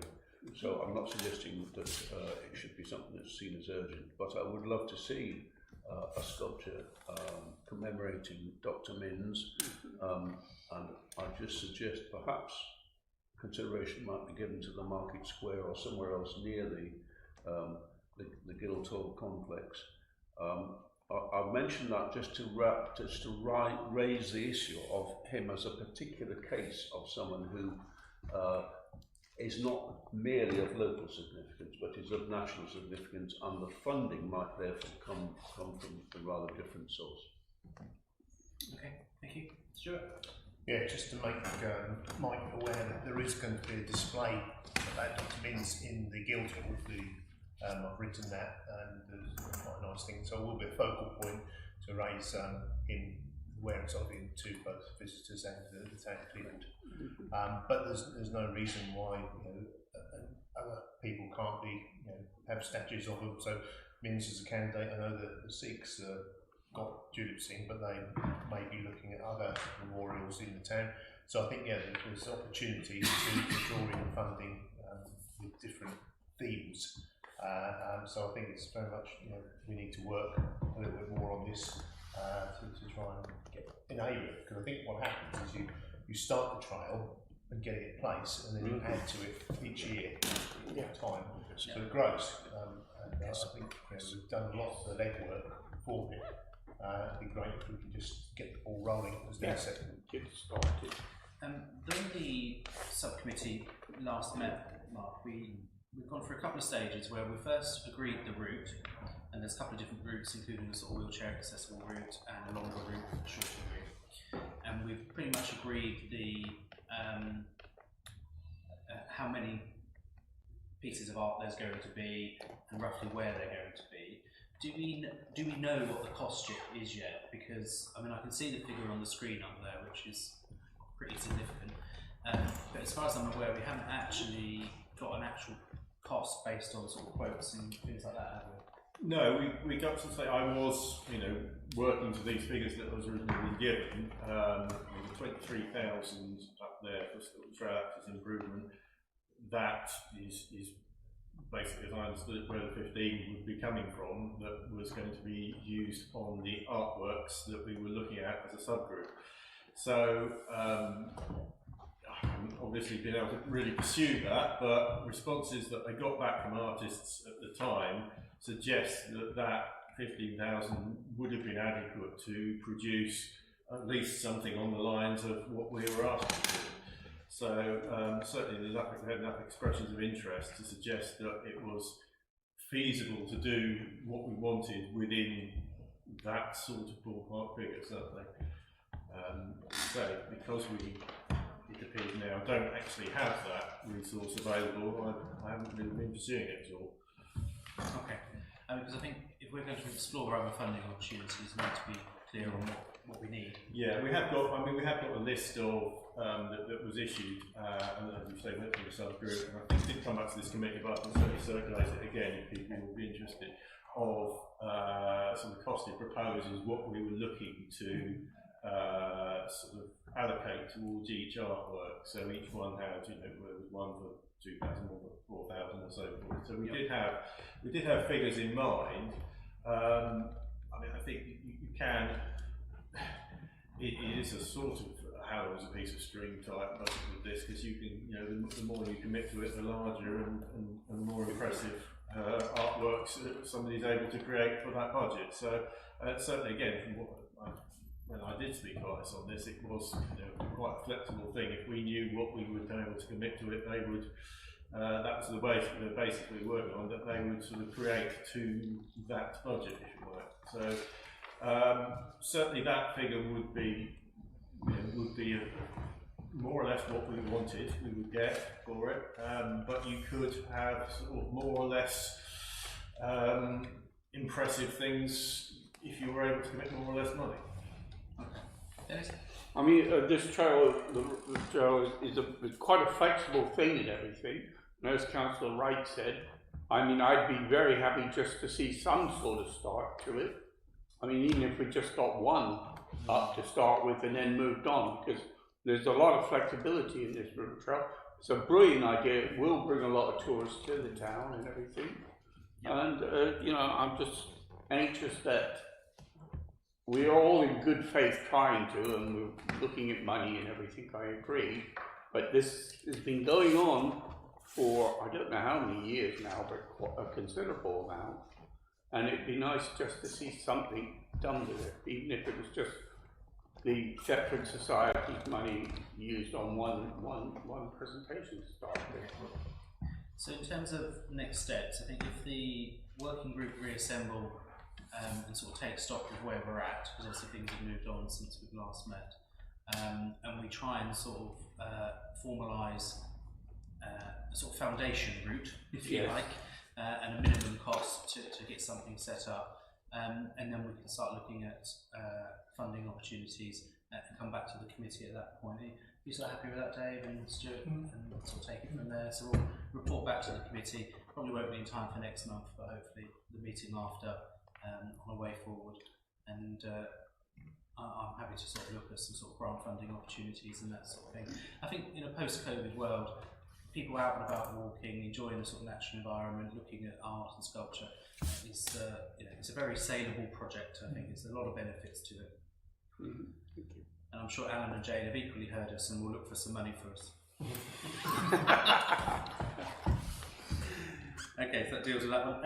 Alan, you're up next. Open space policy, item 45. Thank you, Chair. I distributed a document a few days ago setting out changes to the open space policy. And in that case, I managed to do a document that kind of highlighted the changes, so it would save people going through. Thank you to the council to Dave, who actually did go through and sent me his comments, which are very much appreciated. So I do appreciate that. Essentially, the reason for doing the change is that we discovered that our open space policy allowed an event to be, or an open space to be hired for £275 for an indeterminable period of time. So someone could actually hire Marford Common for 6 months at a pricey sum of £275. So what we've done is we've just changed that, and we've also just helped define what is a small event, what is a large event, by making reference to the various licensable activities. We've equated some of the requirements to be in line with the Brecklands or the national licensing legislation, and that brings the last thing we've done is we've just increased the charges by £25 across the board, and given the council an option to require a deposit, even if it's a charitable organisation, if there is a risk of significant cost being incurred in tidying it up. Any questions or comments for Alan on open space policy? Yep. The only question I had, Alan, it always amuses me that for charities and small organisations, it's called, there isn't actually a charge, it's a suggested donation. Have we had any donations? Does it work, is what I'm saying, or should we actually mandate a charge? I haven't been here long enough to do it, but None recently. and also we've had COVID for probably most of the time I've been here, so there haven't been that many events. I'm not too sure what the council's the initial thinking was, whether there was possibly a restriction of some sort, but okay.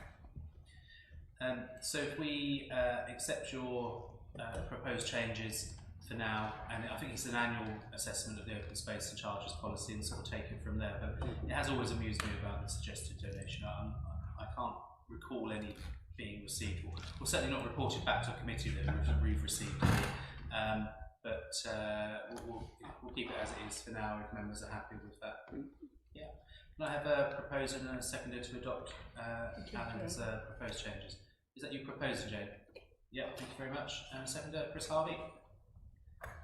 Thank you for your work on that, Alan. And I think it's you again for vendor at Castle Park.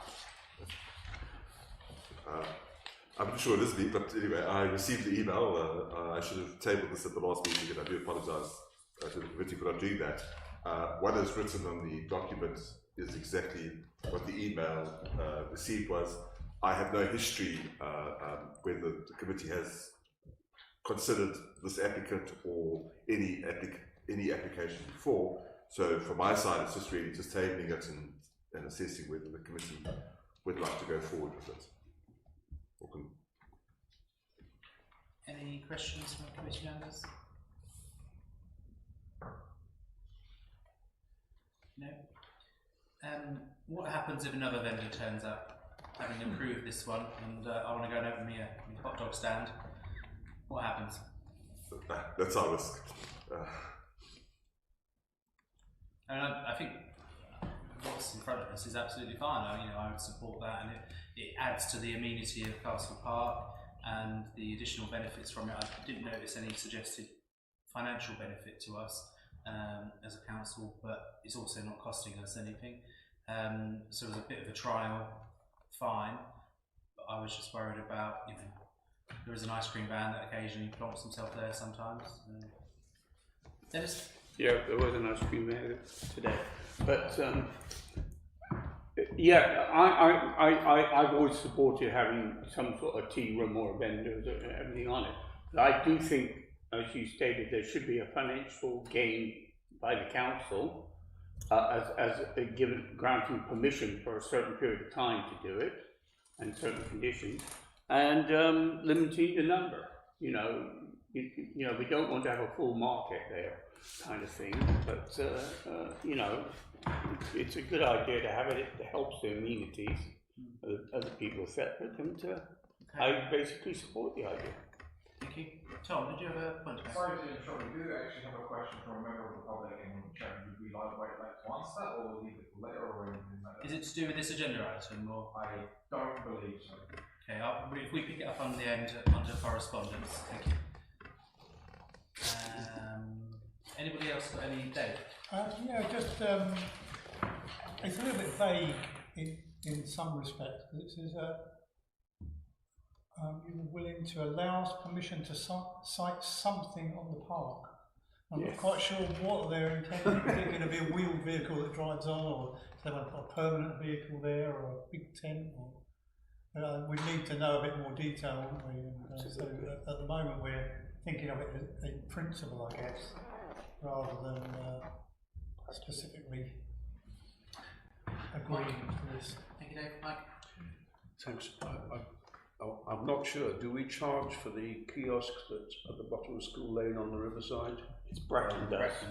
Brecon do. Okay. So I think there's a strong case for following that line. It does give us, even a very small income, gives us a lot more control. We can say to another arrival, you haven't paid, so they are paying, so that's why it's included to them. You're not paying, so sorry, you can't. We have the ice cream vendor, maybe the same one you referred to, Dennis, is often on the market square or right on the edge of it. That's, I guess that's being not overlooked at the moment, but again, you can argue that it gives us more control if we say it is £5 in the afternoon or whatever it may be. I just feel that we got some control over what is actually on offer. There were once or twice now I've counted over 100 people on Castle Park at any one time, and there's no doubt there's money to be made, and people will buy.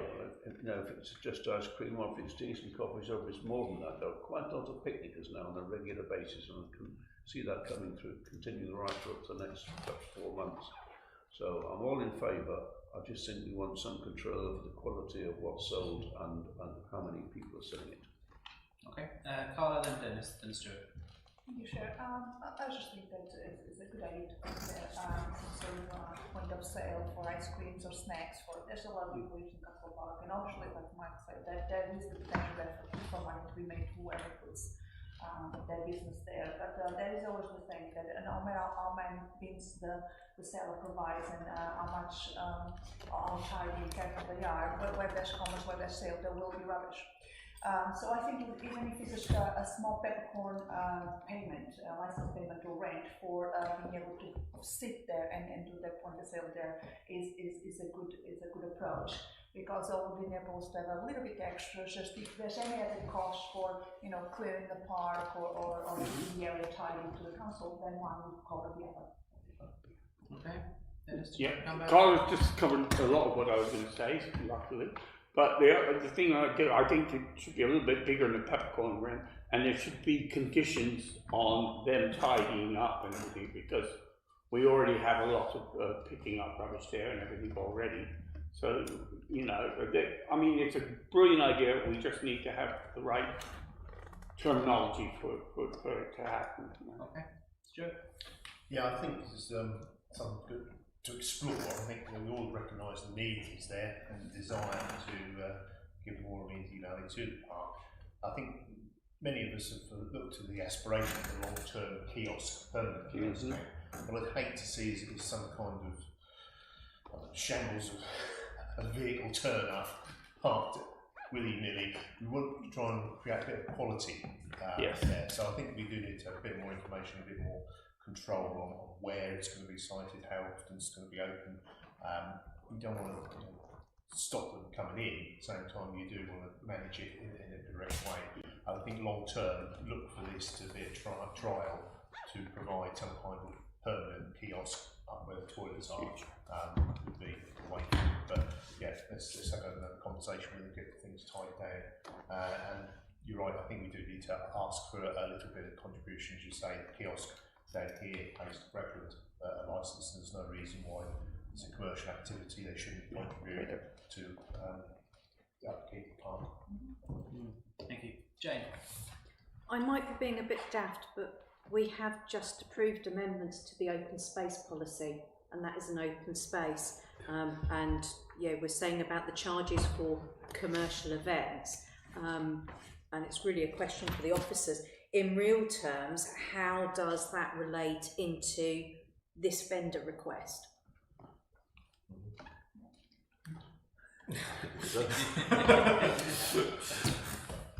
Because no, is the honest answer. I mean, the open space policy on events, I'm not sure it specifically covers anything on small ongoing areas of land being used for business purposes, does it? I mean, if I may, Chair, Appendix 1, events limited to periods of 5 days. I would be looking to open 5 days a week. It's saying a food trailer. Would we be requiring them to remove for those other 2 days? I think there's an awful lot here, and obviously, in terms of public liability, insurances, most of those are requirements within our open space policy. They're instantly transferable. There is a lot of extra that is possible through the initial proposal, and the fact that they have offered to do the regular litter pick is a wonderful enhancement to the offering of that area. Obviously, we do miss Councillor Newton and his regular early morning litter picks in that area. I think initially it's probably, my view would be to see how it could jive with the existing policy.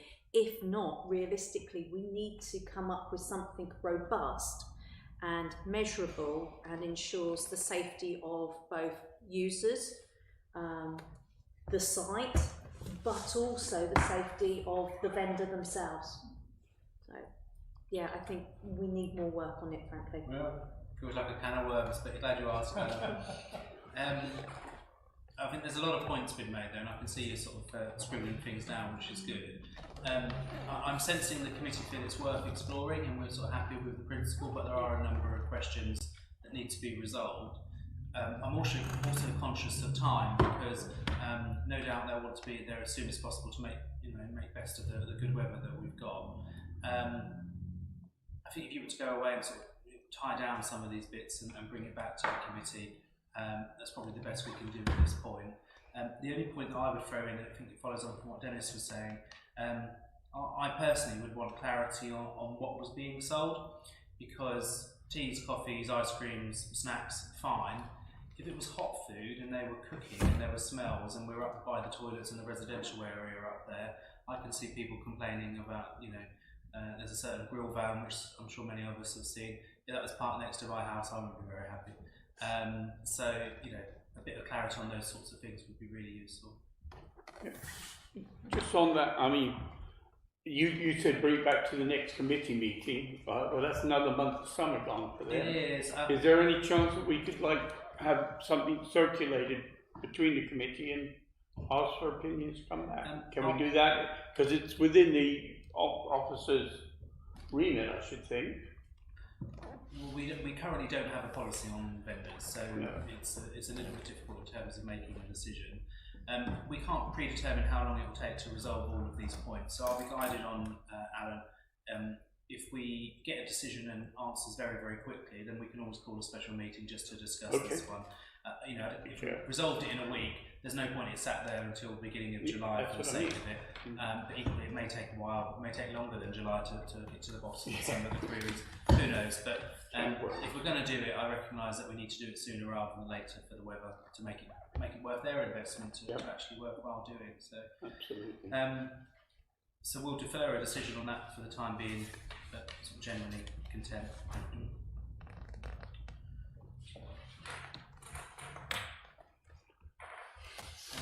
Okay, so swapping from Alan to Mark for item 47, public consultation on mowing. I think people may have seen this has got quite a lot of attention recently with the No Mow May campaign, amongst other things. I've also had a few sort of complaints and proposals or requests to reduce mowing frequency in a number of areas. So just to clarify things, when a lot of our open spaces are actually managed by our own contractors, ID Verdi, and more on them later of course, but we are able to have control and quite a lot of flexibility from them. So if we ask them, as we recently have at the cemetery for example, to now make a certain area into a wildflower meadow and manage accordingly with reduced mowing, that's quite easily achievable. Quite a lot of the green spaces we own are actually mown for us by Serco under their contract with Brecon District Council.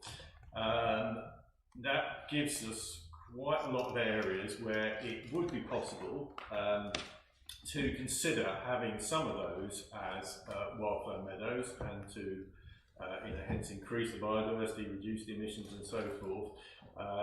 There are a number of quite good reasons for doing this.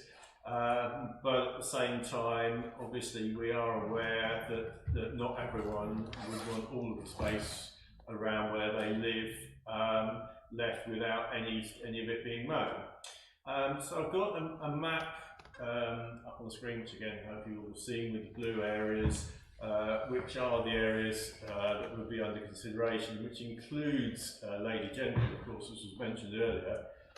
Which would certainly make a sort of fabulous wet meadow potentially, as it's, as was mentioned, quite under damp conditions, and that is a particularly rare habitat, and to have that sort of damp meadow area would be quite possible. So to use that as an example, what we could consider there, for example, is that it would be to have, say, half of the site still mown and have a path mown round it. We could have a windy path through meadow areas there. Or you could have some of it as sort of large, almost permanent grassland. You could have it mown just less frequently than it currently is to allow sort of daisies and buttercups to pull up a few flowers, and then it would be mown still fairly frequently through the summer. So there are various possibilities that we could look at on a site-by-site basis for reducing the frequency of mowing of some parts of some of those sites. So obviously we look at sort of what each area is good for, and the proposal basically is to go to the public, in particular the public living around those sites, and ask them what they think of various possibilities. So in some areas people might be quite hostile to the idea of sort of any change in the mowing regime. In other areas they would perhaps welcome it with open arms. In most sites I would imagine you'll get a bit of both, and we can potentially look to reach a sort of compromise arrangement where we have parts of the site mown and some areas left as a more of a wild habitat.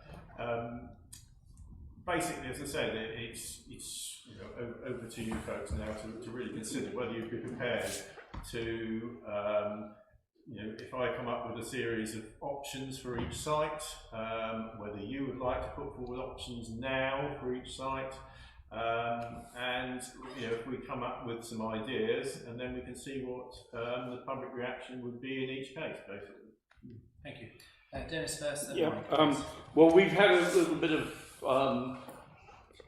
previous experiences on this in that we get a consultation and then we got a lot of public feedback and everything on Richard. And again, some very positive and some negative. Yeah, Last year we've got sort of Main Street and the Cemetery and Ramsey Close have been complaint free and been very popular.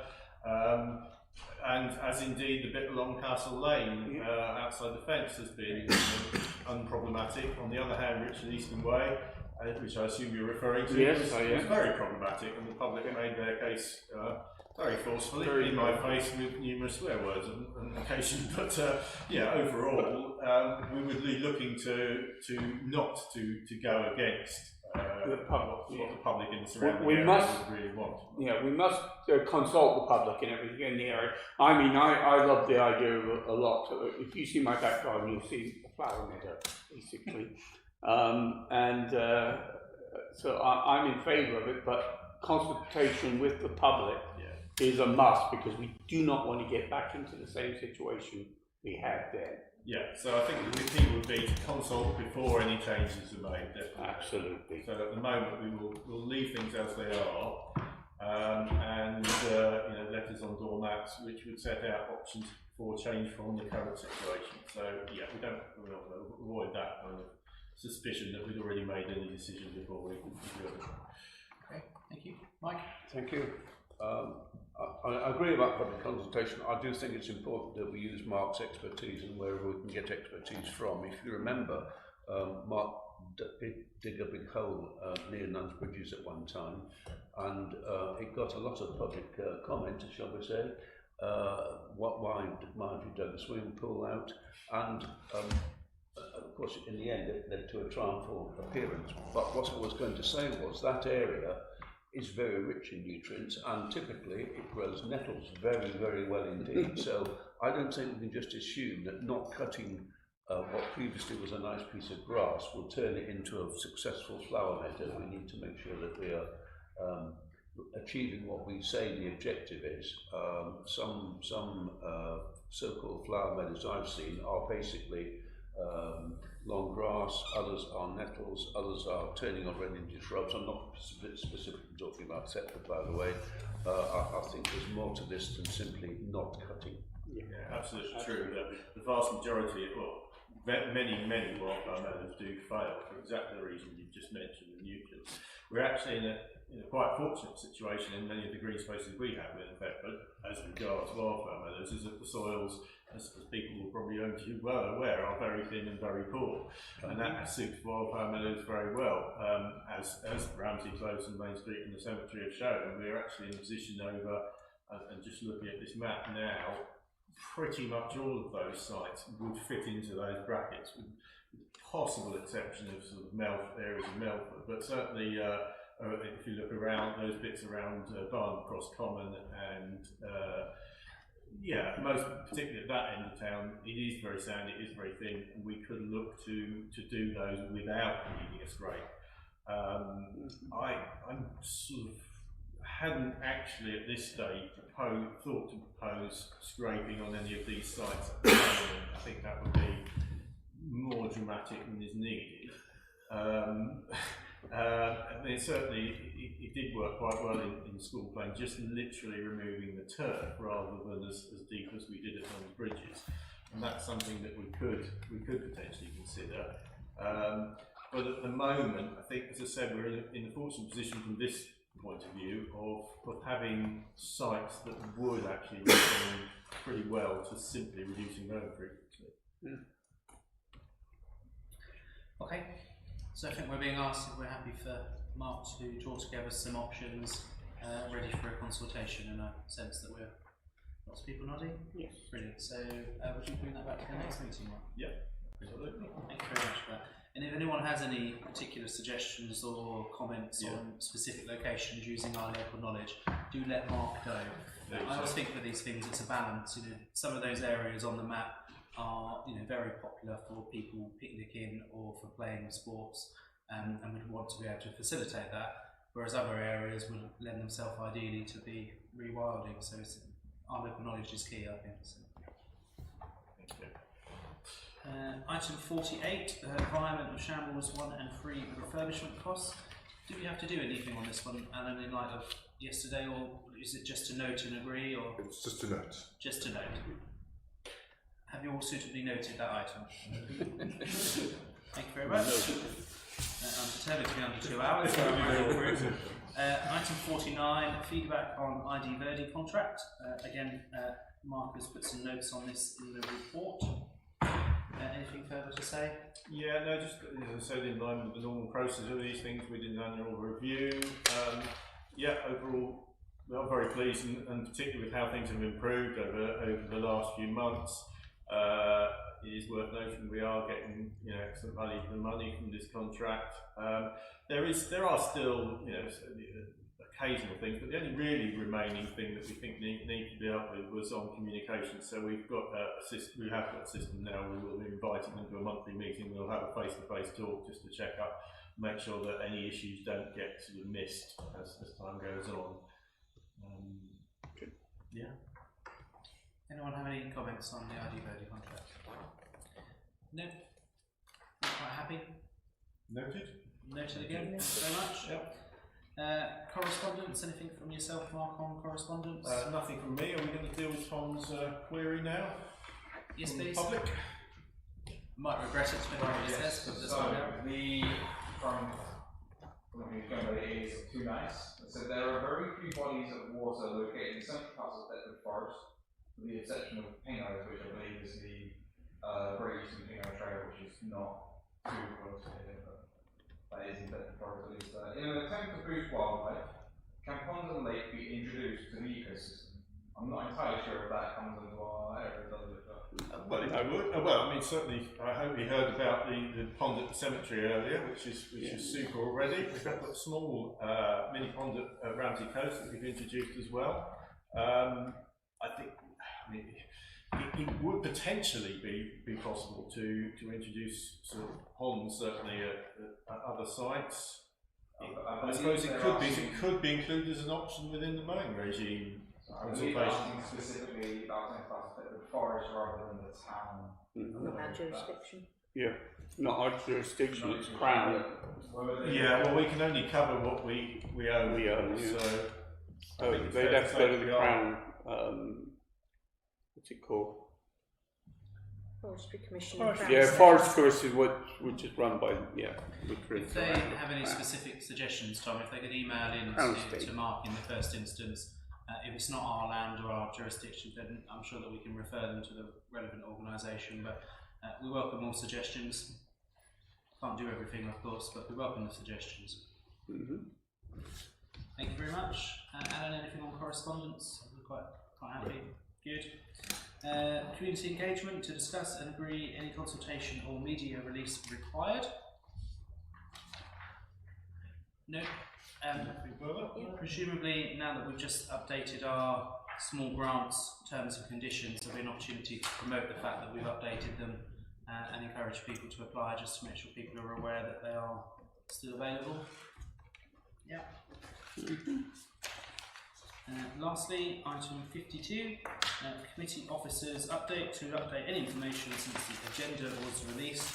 Could there possibly be anything else, Mark? Only the one that's already been included, but you know, in terms of breadth and sort of community litter pick support, we are sort of watching this space and awaiting sort of final confirmation that we can push that further. Anything further from yourself, Alan? I think just to update regarding the toilet cleaning contract. Oh yes, of course. Sorry, yes. I have communicated with you. Basically, we've got three problems. The first one is that the toilets are being cleaned. On numerous occasions, our works team are actually going in and doing it because the cleaning regime is not adequate. That it is being addressed. I had a wonderful email from Nick today because he emails me virtually every day on this.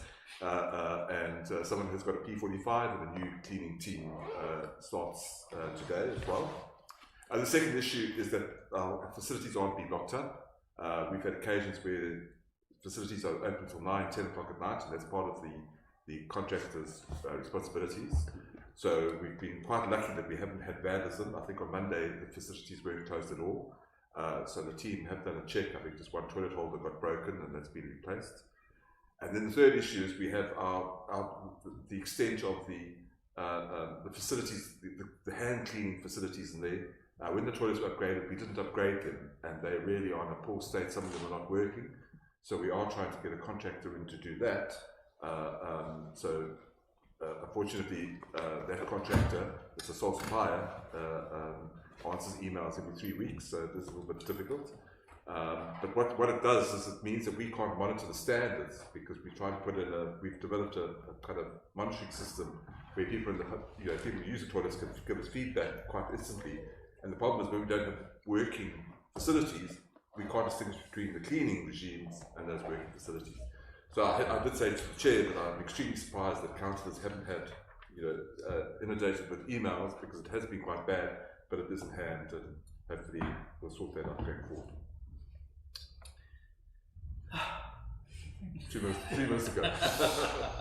Thank you. Stuart's put his hand up. Stuart. I'm sorry to drag that, but I did point out to the Mayor on Saturday that we spent a lot of money upgrading the toilets, and they're getting to a stage now where we do need to give them a little bit of a spruce up and refurb, and that fits in with the monitoring situation, because if they're not at a certain standard, then you can't expect them to be kept to a certain standard. So, you know, the little things in there where the grouting or the edge pieces have come loose, the troughs need decalcifying, it's all filled up there, there's leaks underneath the troughs, there's the skylights all need cleaning, they're all overgrown. So I think, you know, once we've got to a staffing situation, that it can be put together and bring them up to a reasonable standard, so you then can monitor it on a correct basis. But I think, you know, I think if we don't need this now, it's a stitch in time type thing, because we've spent a lot of money and we don't want it to deteriorate. Yeah, I agree. So in terms of next steps, Alan, obviously there'll be a lot of work in the short term, I'm sure, to sort of monitor the contract and see what the options are. Is there anything you need from the committee at this point, other than just making us aware of? I think if you are approached by the public, just to say we are aware of it and we are taking steps, and I think it's just to get back that feedback. Okay. We're not ignoring it. Yeah, no, I agree. I appreciate the work you're doing on it. It's,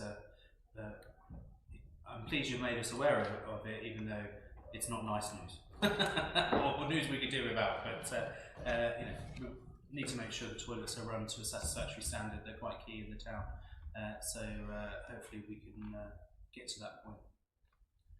Any other comments or suggestions? No, remarkably we're pretty much bang on 2 hours, so thank you very much for that, and I shall leave you in Dave Hodgkinson's capable hands in July when I shall be in Cornwall. Well done. Thank you very much. Thank you.